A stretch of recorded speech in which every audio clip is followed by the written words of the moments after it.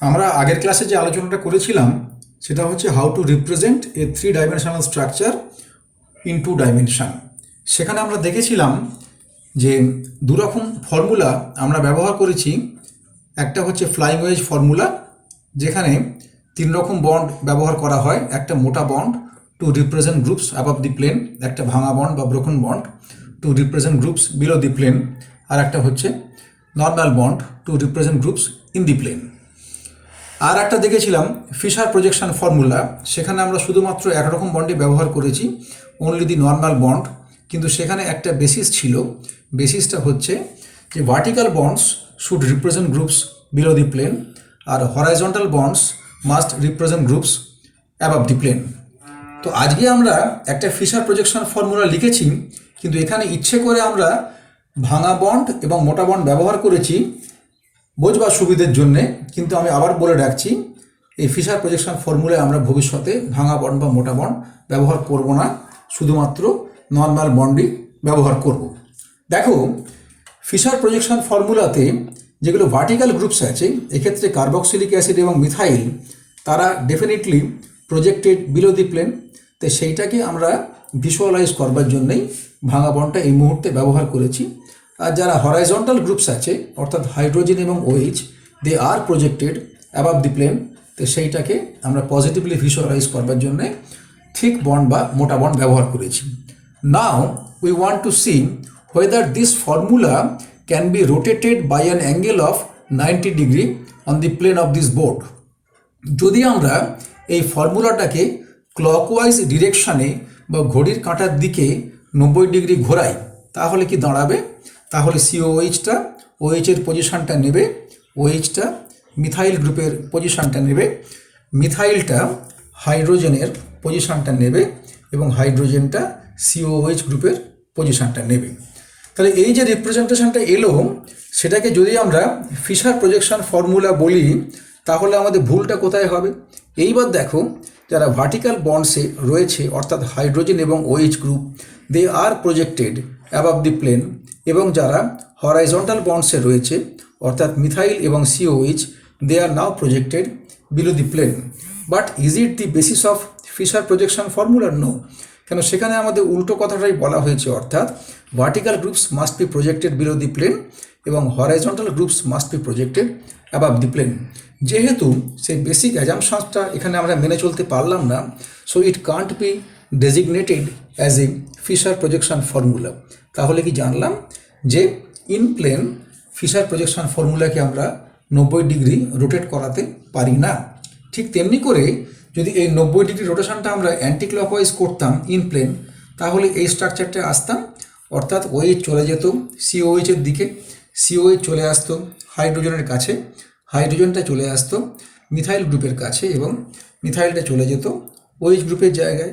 সেক্ষেত্রেও একই সমস্যা, অর্থাৎ যেগুলো vertical bonds, they are now projected above the plane, আর যারা horizontal bonds, they are projected below the plane, which is in contradiction with the basic assumptions of Fisher projection formula. So 90 degree rotation of a Fisher projection formula in plane is not permitted. Now let us see whether this rotation can be done by an angle of 180 degree or not.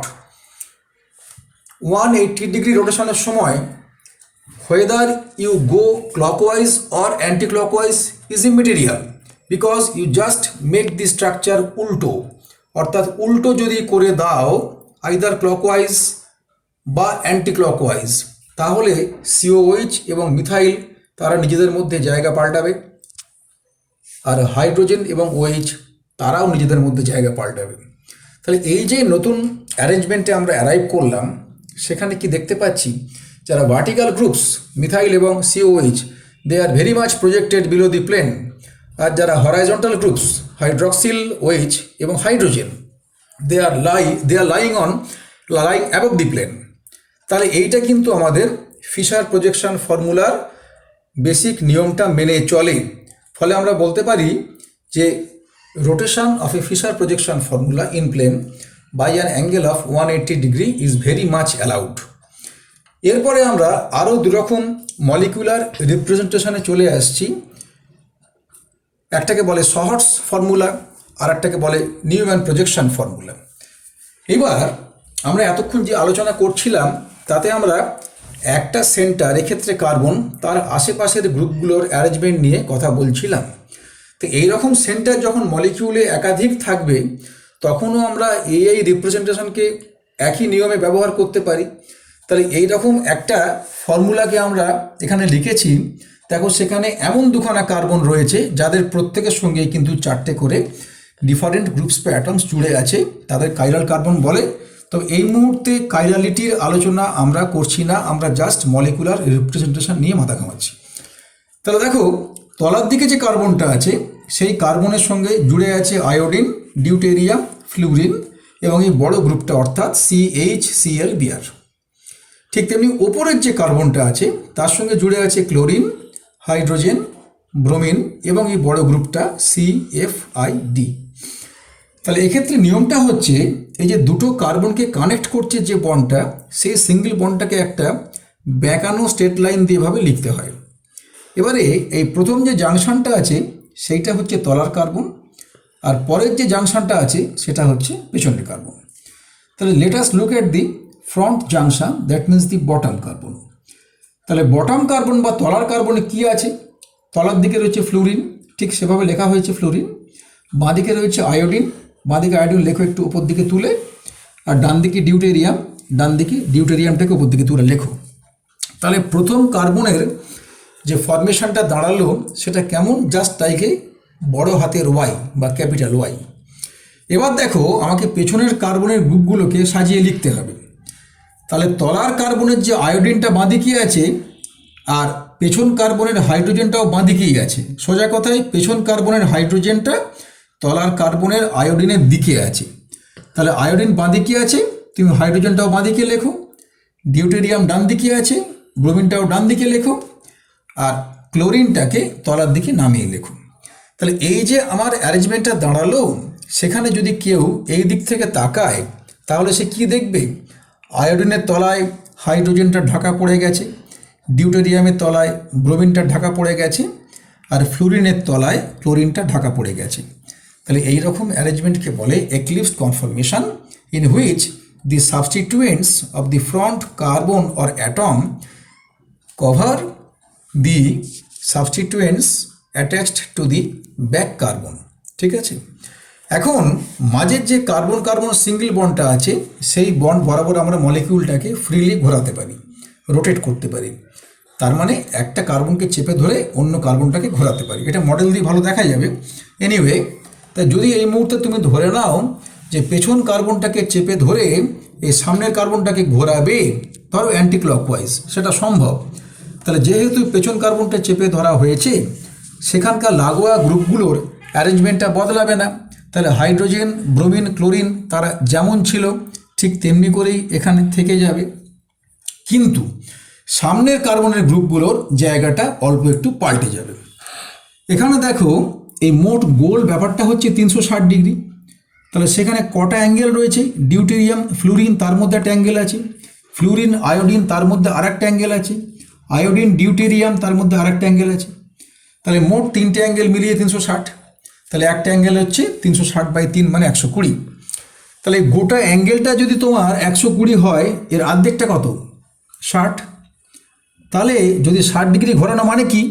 এই ডিউটেরিয়ামটাকে এই গোটা অ্যাঙ্গেলের যে অর্ধেক portion তোমার সেখানে নিয়ে আসতে হবে, অর্থাৎ ডিউটেরিয়ামটা এবার লম্বা দাগে চলে আসবে।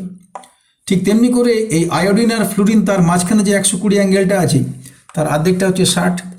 তাহলে সেই অর্ধেকে যদি আয়োডিনটাকে আনো, ফ্লুরিনটা কোথায় চলে যাবে?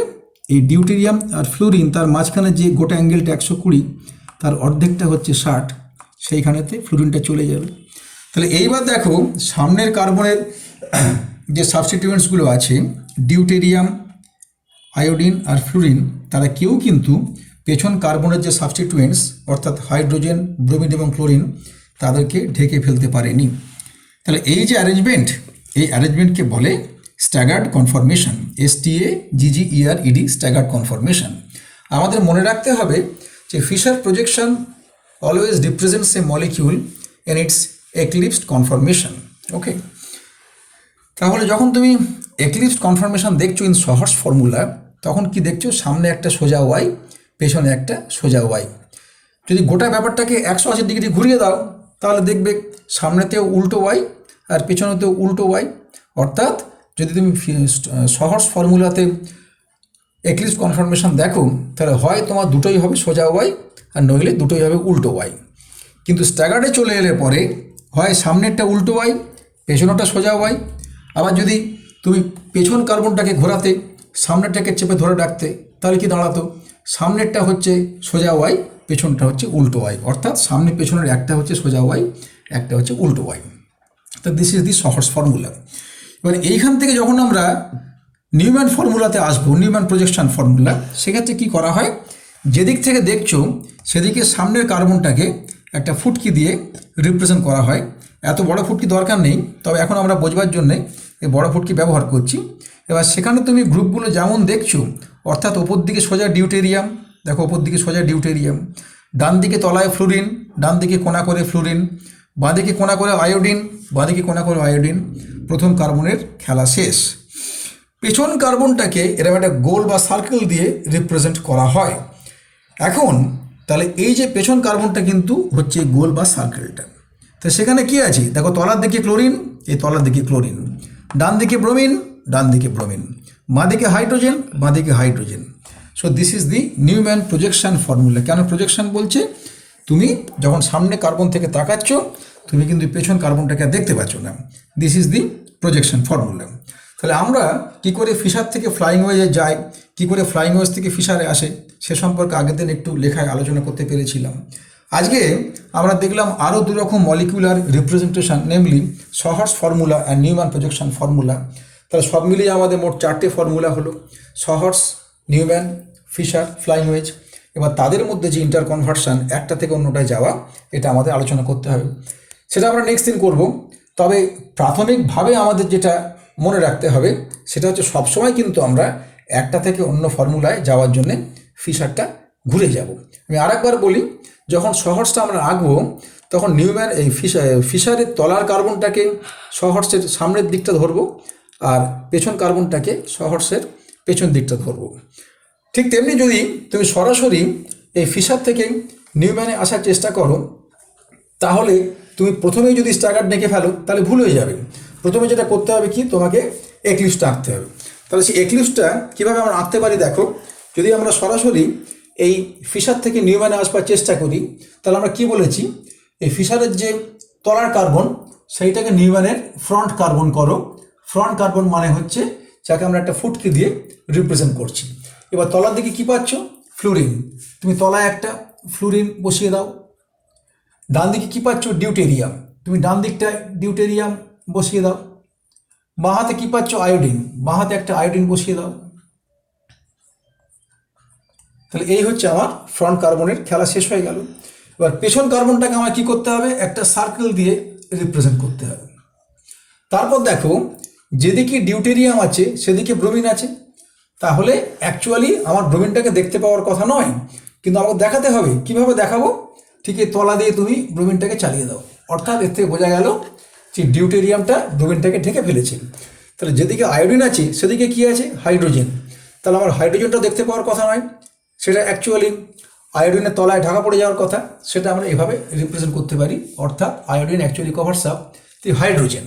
তাহলে একটাই জায়গা আছে তলায়, এই ফ্লুরিন, তার তলায় কে আসবে, ক্লোরিনটা। ঠিক আছে, তাহলে এই হচ্ছে যখন তুমি সরাসরি ফিশার থেকে নিউম্যানে আসবে, এভাবে আসবে। কেননা যেহেতু Fischer projection formula represents a molecule in its eclipse conformation, তাই তোমাকে নিউম্যানও সেটা এক্লিপস কনফরমেশন এই মলিকিউলটাকে লিখতে হবে।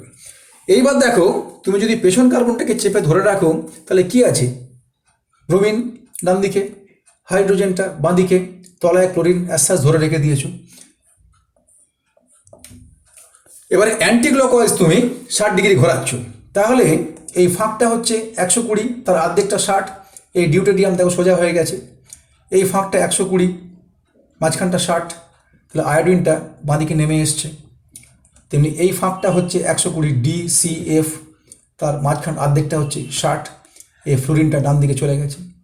তাহলে যখন ফিশার থেকে তোমাকে নিউম্যানে আসতে বলবে তখন প্রথমে কিন্তু এক্লিপসটাই এঁকে নেবে, যেমন বললাম।